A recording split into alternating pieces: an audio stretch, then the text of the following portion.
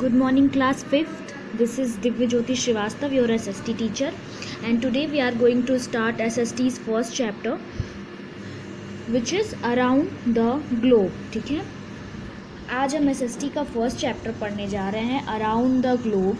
आपने ग्लोब देखा होगा, ग्लोब में पूरे वर्ल्ड के बारे में दिया रहता है. आप यहाँ पे एक ग्लोब देख सकते हो. ठीक है, ये ग्लोब है. तो हमें आज ग्लोब के बारे में ही पढ़ना है. स्टार्ट करते हैं. All of us live on the earth. हम सब कहाँ पे रहते हैं? अर्थ पे रहते हैं, पृथ्वी पे रहते हैं. ठीक है.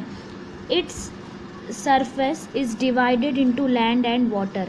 अर्थ का जो सरफेस होता है वो लैंड और वाटर में डिवाइडेड है, ये आपको पता है. ठीक है. About 71% surface of the earth is under water. और हमें ये भी पता है कि अर्थ का 71% सरफेस जो है वो किससे ढका हुआ है, किससे घिरा हुआ है? वाटर से, यानी पानी से घिरा हुआ है. और 29% लैंड से. Okay.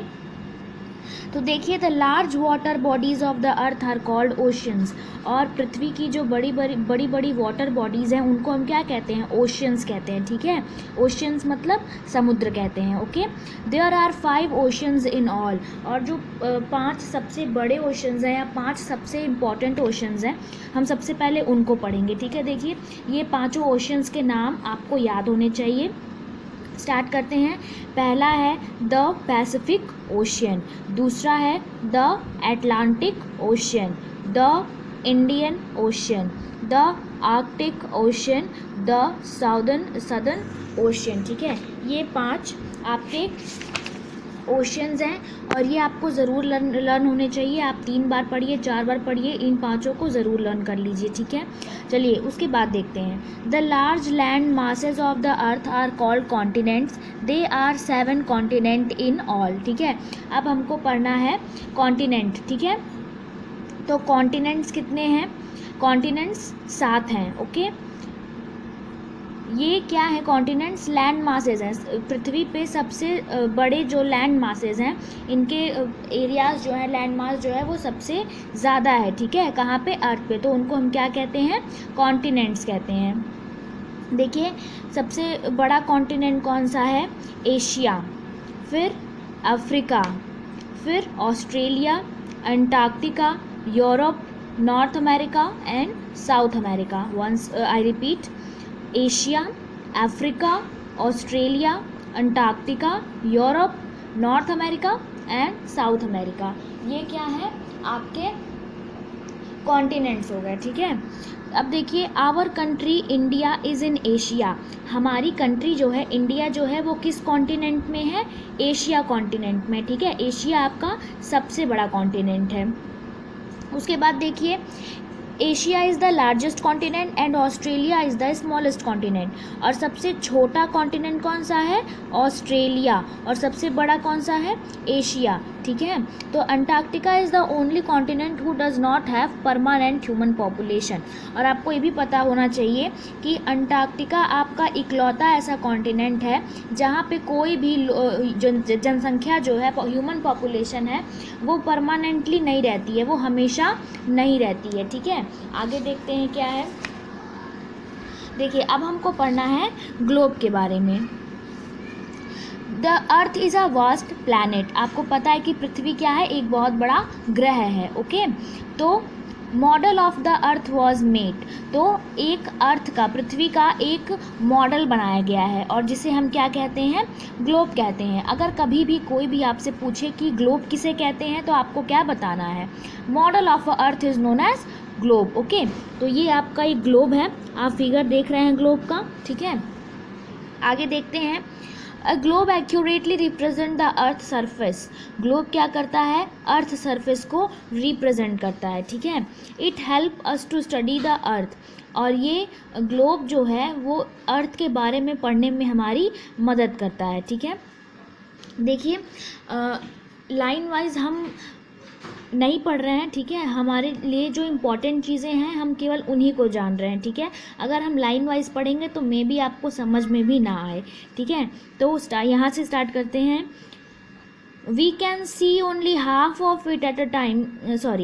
We can easily locate the oceans and continents on it, but it is not possible to see the whole earth at a time on the globe.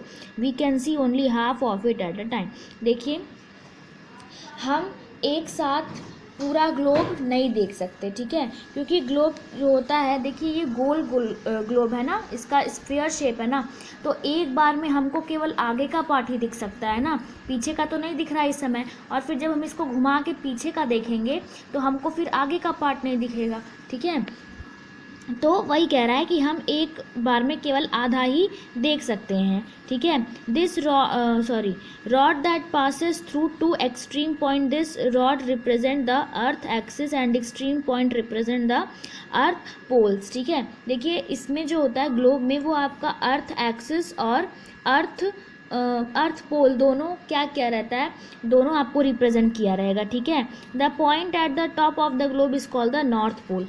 ये देखिए, ये जो ऊपरी हिस्सा है, जो टॉप पॉइंट है, वो नॉर्थ पोल है, और जो नीचे वाला पॉइंट है वो क्या है, साउथ पोल है, ठीक है। There are two sets of line draw on the surface of the globe. The full circle that run from east to west are called line of latitude और लाइन ऑफ लॉन्गिट्यूड। देखिए हमको lines of latitude और lines of longitude याद रखना है, ठीक है। तो इसको हम फिगर के सहित देखेंगे कि लैटिट्यूड कहाँ है, लॉन्गिट्यूड कहाँ है, और इसको मैं आपको याद भी करा दूंगी। बच्चों को कन्फ्यूजन अक्सर हो जाती है कि कौन सा लैटिट्यूड है और कौन सा लॉन्गिट्यूड है, ठीक है, या लैटिट्यूड का दूसरा नाम क्या है और लॉन्गिट्यूड का दूसरा नाम क्या है। तो आज ये सारी चीज़ें हम लोग पढ़ेंगे। देखिए पहले पढ़ते हैं लाइंस ऑफ लैटिट्यूड और पैरेलल्स। लैटिट्यूड को हम दूसरा किस नाम से जानते हैं, पैरेलल्स के नाम से। अब देखिए लैटिट्यूड तो क्या दिया है, लैटिट्यूड मतलब कि लेटी हुई लाइंस होंगी, है ना। देखिए ये लैटिट्यूड का आपको फिगर दिख रहा है, यही लैटिट्यूड है, ओके, यही आपकी लैटिट्यूड या पैरेलल लाइंस है। तो ये लेटा हुआ फिगर है ना, तो जो लेटी हुई लाइंस हो उनको क्या बोलेंगे, लैटिट्यूड या पैरेलल लाइंस बोलेंगे, ठीक है।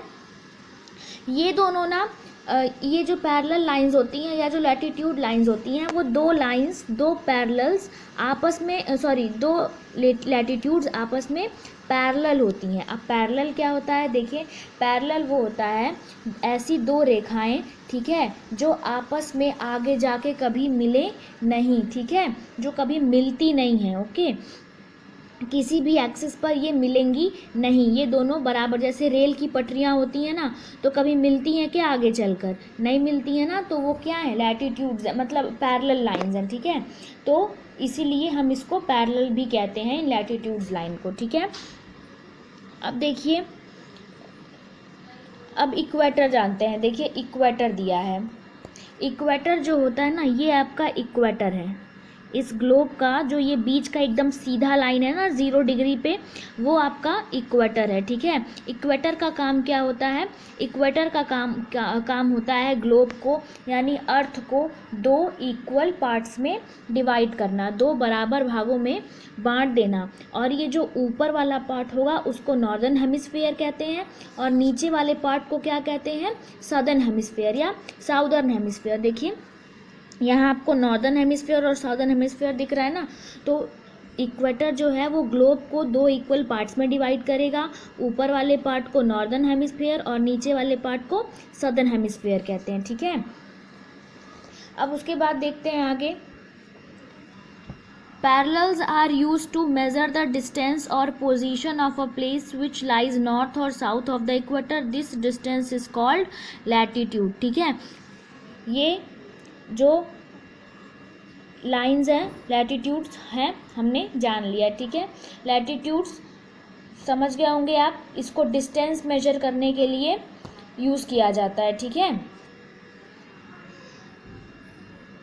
The north pole is at 90 degree north latitude 90 degree north and the south pole is at 90 degree south latitude 90 degree south. The other parallels are marked between 0 and 90, ठीक है। देखिए ये चीज़ आप याद रखिएगा कि ये आपका नॉर्दर्न हेमिस्फीयर है, ठीक है, आपका नॉर्थ का पार्ट है, और ये आपका साउथ का पार्ट है, ठीक है। अब कुछ स्पेशल पैरेलल्स हैं जिनको हमको जानना है, ठीक है।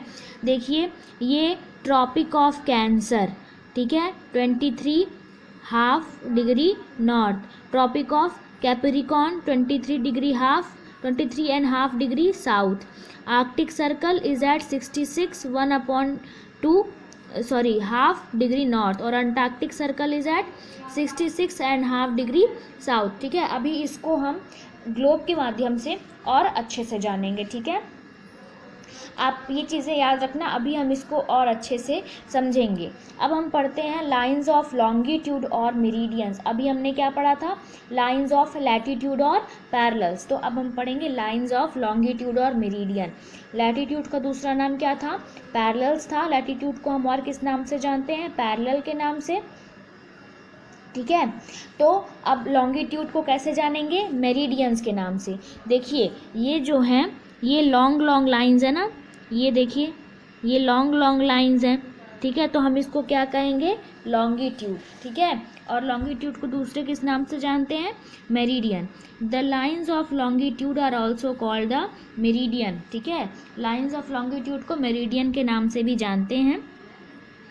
दे all are equal in length, और ये क्या होती हैं, लेंथ में बराबर होती हैं। ठीक है, इनकी लेंथ जो होती है वो बराबर होती हैं। The meridian which passes through Greenwich Observatory at Greenwich in England has been recognized as the prime meridian since 1884 by all the countries of the world.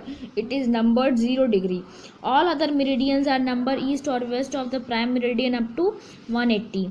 The distance measured east or west of the prime meridian is called longitude. ठीक है, देखिए हमने पढ़ा था parallel में कि north से south तक की जो डिस्टेंस को मेज़र किया जाता है। ठीक है, नॉर्थ से साउथ तक की डिस्टेंस को मेज़र करने के लिए लैटिट्यूड्स का यूज़ होता है, और ईस्ट से वेस्ट की जो डिस्टेंस होती है उसको मेज़र करने के लिए लॉन्गिट्यूड्स का यूज़ होता है। ठीक है, ये आपका ग्रीनविच मेरिडियन है। ग्रीनविच जो है वो इंग्लैंड का एक शहर है। ठीक है, आगे देखते हैं हाउ टू लोकेट प्लेसेस।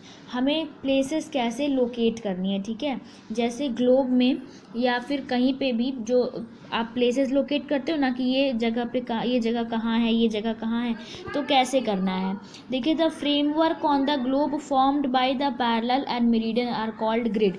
देखिए जो फ्रेमवर्क बना होता है ना, ऐसे ये आपका लैटिट्यूडिनल लाइन, ये फिर आपका लॉन्गिट्यूडनल, तो ये जो ये इस तरह से जो आपका फ्रेमवर्क होता है उसको क्या कहा जाता है, ग्रिड कहा जाता है। ठीक है, और ग्रिड क्या करता है, this grid help us to locate places on the globe.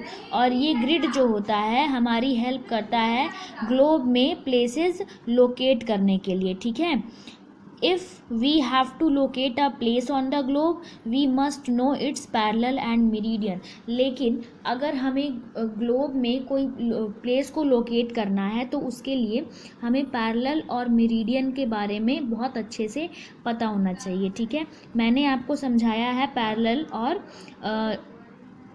Parallel और मेरिडियन के बारे में आपको पढ़ाया गया है। ठीक है, अब उसके बाद देखिए कुछ चीज़ें हैं जो मैं आपको बता देती हूँ, आपकी बुक में दी है, आप ढूंढोगे तो मिल जाएगी। Europe is the only continent with any desert, without any desert. देखिए यूरोप जो है आपका कॉन्टिनेंट है ना, आपने 7 कॉन्टिनेंट्स के बारे में पढ़ा है, तो यूरोप जो कॉन्टिनेंट है उसमें कोई भी डेजर्ट या कोई भी रेगिस्तान नहीं है। ठीक है, वहाँ पे कोई रेगिस्तान नहीं है। ओके, देखिए अब एक चैप्टर हमने फिनिश कर लिया है।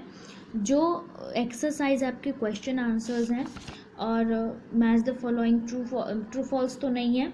ठीक है, मैच द फॉलोइंग्स है और चूज़ द करेक्ट ऑप्शंस हैं। तो ये सारी चीज़ें आपको ऋषिकुल विद्यापीठ के ऐप पे मिल जाएगी। आप अपनी आईडी और पासवर्ड का यूज़ करके आप नोट्स बना लीजिएगा। आईडी और पासवर्ड आपको तभी मिलेगा जब आप एडमिशन करा चुके होंगे। ओके, तो अगर आपने एडमिशन नहीं कराया है तो आप एडमिशन करा के अपनी बुक्स कॉपीज़ लेके पासवर्ड यूज़ करके अपनी नोट्स बना लीजिएगा। ठीक है, till then have a nice day.